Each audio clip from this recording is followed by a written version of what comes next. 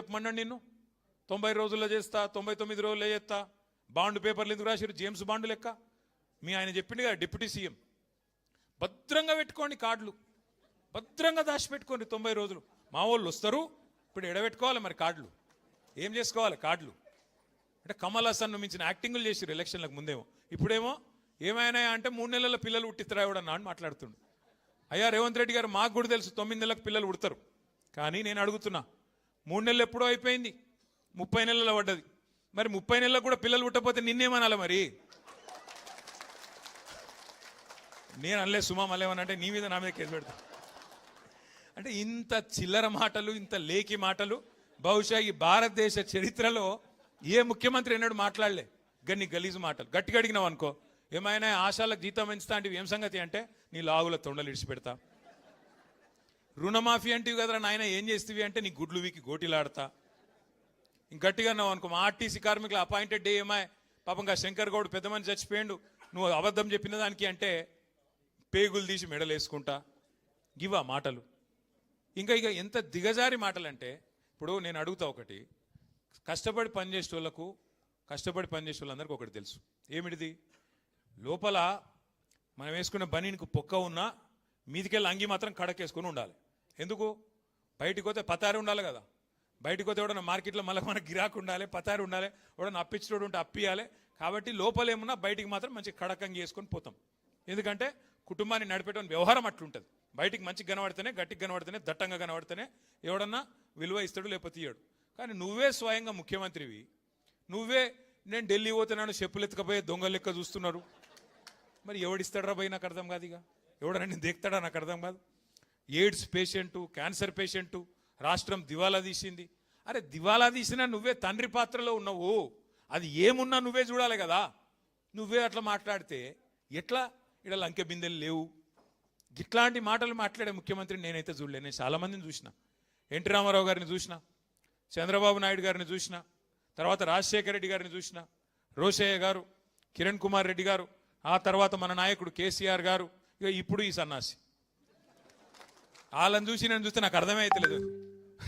నక్క నాగలోకం అంటారు చూడు ఒక అంత తేడా ఉన్నది జమీన్ ఆస్మాన్ ఫరక్ ఉన్నది ఏం మాట్లాడతాడో ఏందో తెలియదు ఇక తెల్లారలేస్తే ఇంకో బాధ ఆయనకి ఆడ మైకు దొరికినా ఒకటే ఎరక బూతులు తిడతాడు కేసీఆర్ గారి మీద మాత్రం ఎక్కడ లేని శాపాలు పెడతాడు ఎవడన్నా నాకు తెలియక అడుగుతా నువ్వు కొట్టుకొని తనలాడి ముఖ్యమంత్రి అయినావు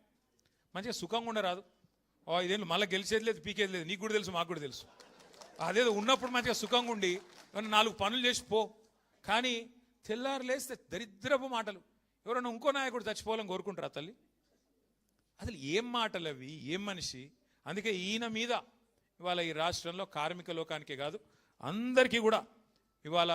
విశ్వాసం పోయింది కార్మికులకు నిజంగా కూడా కాంగ్రెస్ పార్టీకి కార్మికులు అంటే లెక్క లేదు మీరు చూడండి సిగాచి కంపెనీలో ఏం చెప్పారు ఇవాళ ఏం చేస్తున్నారు చూడండి ఆటో అన్నలకు ఏం చెప్పినారు వేజ్ బోర్డు పెడతాం వెల్ఫేర్ బోర్డు పెడతాం నెలకు 1000 రూపాయలు ఇస్తాం ఆటో సంక్షేమ బోర్డు పెడతామన్నారు కానీ మీకు ఒక చిన్న ముచ్చట చెప్తాను నేను ఆ మధ్యన ఒకసారి జూబ్లీహిల్స్ లెక్కన ఉన్నా కారు లేదు ఆయనతో ఆటో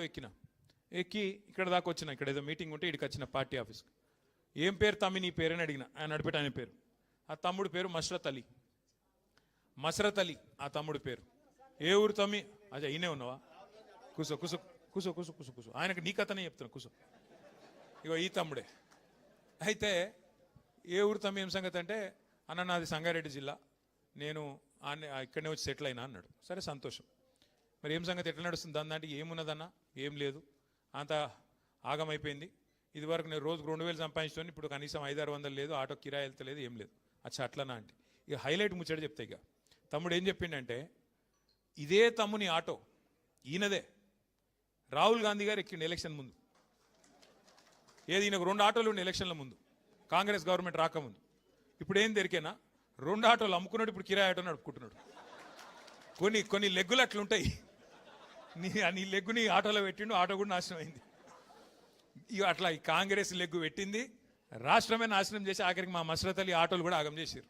ఈ పరిస్థితి ఇవాళ ఆటో వర్కర్లు ఆటో తమ్ముళ్ళు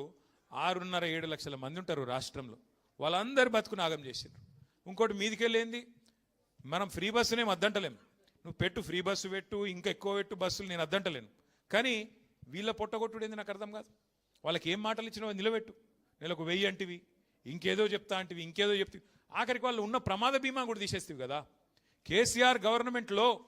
ఆటో డ్రైవర్లకు, అసంఘటిత రంగంలో ఉండే డ్రైవర్లు దగ్గర 18 లక్షల మందికి ఎవరన్నా చచ్చిపోతే వాళ్ళ కుటుంబం రోడ్డు మీద పడద్దని 5 లక్షల బీమా పెట్టిండు కేసీఆర్ సార్. ఇలా దాన్ని కూడా తీసి పారేసిండు. గదేమన్నది నిన్ను అంటే ఇక కేసీఆర్ ఏం పెట్టినా తీసేయాలి, గంతే. ఏం కట్టినా గులగొట్టాలి, ఏం పెట్టినా తీసేయాలి.